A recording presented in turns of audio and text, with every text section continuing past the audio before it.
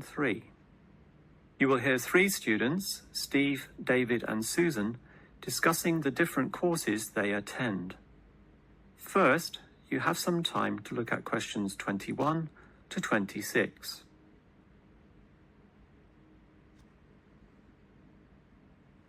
Now listen carefully and answer questions 21 to 26.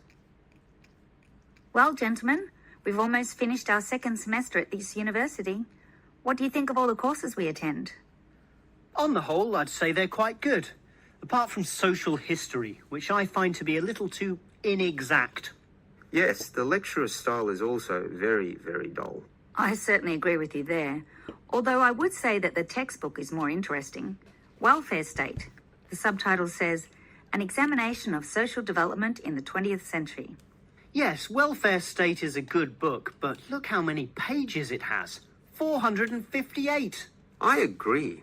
It's just too long to be easily read. Far too long, although it's certainly well written in parts. Yes, and if you compare it to the textbook for cultural studies, what's it called? Inner Views, I think. No, that's the book for media studies, and we finished that subject last semester. The book you're thinking of is In Perspective. Oh, sorry, you're right. In Perspective. And the subtitle says, A Comparison of Social Groups. Somewhat interesting, wouldn't you say? Well, mildly so, as is the subject, dealing as it does with such a wide variety of issues. But the book itself certainly oversimplifies a very complex subject. I agree.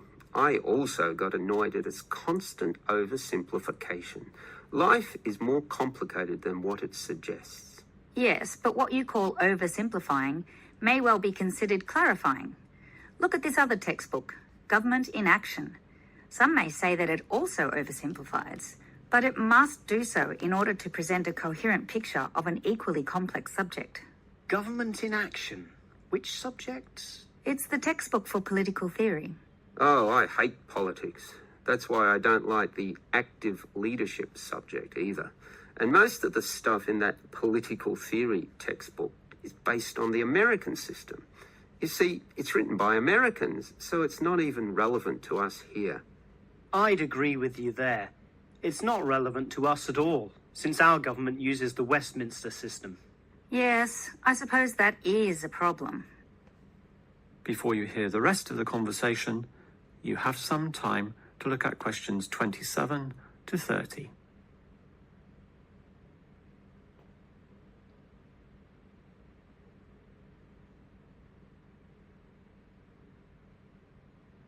Now listen and answer questions 27 to 30. Well, it seems we all have certain criticisms about the textbooks we're using, but at the same time, we all like some elements, at least, of the subjects we're studying. What's your favourite subject, David? I'm not sure. I like political theory, but... Cultural studies is by far the best, even better than political theory, which I also like, but just not as much. Why do you say that, Steve? I was thinking perhaps social history is worth considering as best. Social history is good, but I made my choice because the subject is relevant to this modern society. But so is social history, and I like the historical element, which the other subjects lack. Even political theory examines history only briefly, and in a very narrow way. So I'd say social history is the most rewarding for me. What about you, Susan? I think social history is certainly very good, but political theory is, in fact, the best, since basically every human system boils down to politics. So, despite a certain irrelevancy in the details, the basic message remains as relevant as ever. Oh, Susan, you can't be serious. Let's ask Olive again. She's over there. Olive, which subject do you think is the best? Ah, a difficult question. I'm very interested in culture, so cultural studies is certainly my cup of tea. But I'm politically active also, and hope to pursue this as a career. So political theory would be the one I'd pick. I don't believe it. Even with that irrelevant textbook? Don't listen to him, Olive. You have a right to your own opinion. That is the end of section 3. You now have half a minute to check your answers.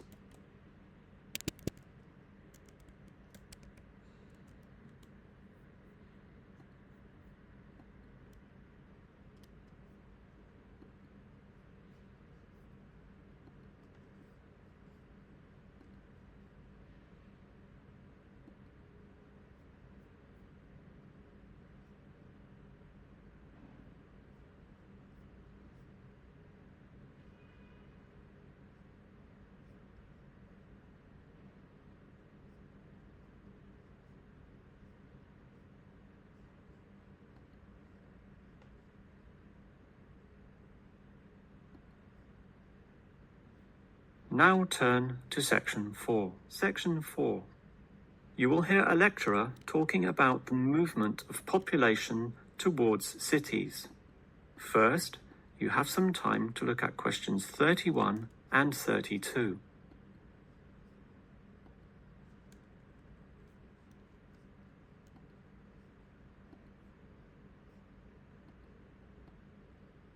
Now listen carefully and answer questions 31 and 32. If you consider the farms of old, the type your father or grandfather grew up on, they were small and labour-intensive, requiring lots of workers.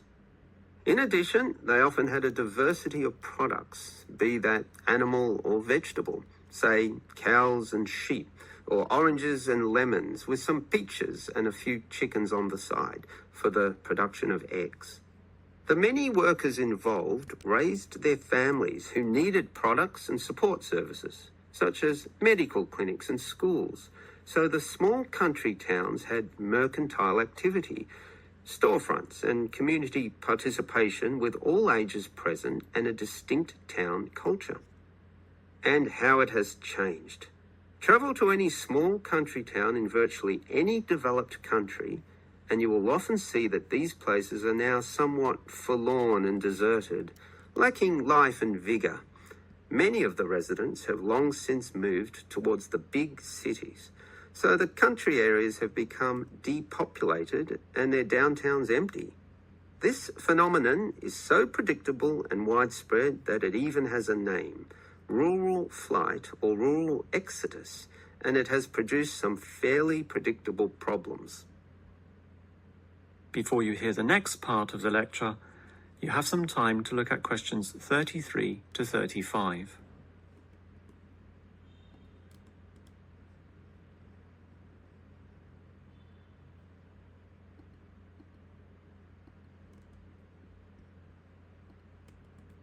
Now listen and answer questions 33 to 35. As for the causes of rural exodus, the most obvious is the industrialisation of agriculture. This comes in two aspects, one of them being monocultural farming practices. What this means is that it is now more efficient to have one product and focus on its needs almost exclusively. So, for example, animal husbandry will usually involve a single type of animal, say pigs, but with huge factory farming techniques, or, in other words, the second aspect, economies of scale. This means instead of 200 pigs, there'll be 2,000, tightly fitted into small pens or cages with high-density waste disposal and automatic feeding systems. Yet, despite this huge size, it can all be controlled by just a dozen farm workers pushing the right button. You might not like it, but in a competitive market, the cheaper the overheads, the better, and one can't argue with market economics. It's simply the way of the modern world, and it has changed the face of rural districts, mostly for the worst. Before you hear the rest of the lecture, you have some time to look. Now listen and answer questions 36 to 40. We can talk at length about the problem of rural exodus, but what about solutions? Well, there is certainly some cause for hope, since many are now feeling the negatives of increasing urbanisation, negatives which the countryside generally does not have. Thus, tourism, for example, is certainly one avenue of revenue and revitalisation. The most important consideration here is that the local residents themselves participate in developing such initiatives and deciding what happens, since outsiders, be they state government or city-based planners, do not fully understand the local settings, the possibilities which may be on offer, or the town culture, since even small rural areas can be highly distinctive from neighbouring ones. For example, the Daylesford area has developed a tourist industry based on the natural springs there, putting forward the angle that this water is relaxing and revitalising for the health. There has been the development of spas, saunas, and small-scale accommodation within its picturesque hillsides. And another solution is to utilise the predominant local product. This takes advantage of the fact that many city people are developing a dislike for factory-produced and packaged foodstuffs. They are becoming interested in products that can be sold directly to them at a cheaper price while preserving all the freshness from the tree or animal.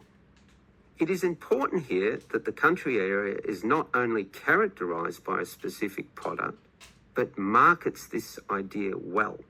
For example, many areas of country Victoria have developed widespread grape growing and winemaking facilities and encourage wine tasting tourism, now a thriving industry with an international patronage. Similarly, Harcourt is famous for apples, Shepparton for mature cheeses, and Mildura for its citrus products. Such strategies, done well, give hope that rural areas can revitalise somewhat and once again be lively and interesting places to live in.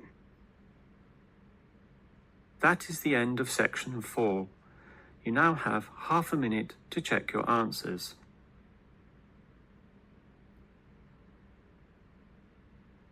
That is the end of the listening test, and of the listening test, and of the listening test, and of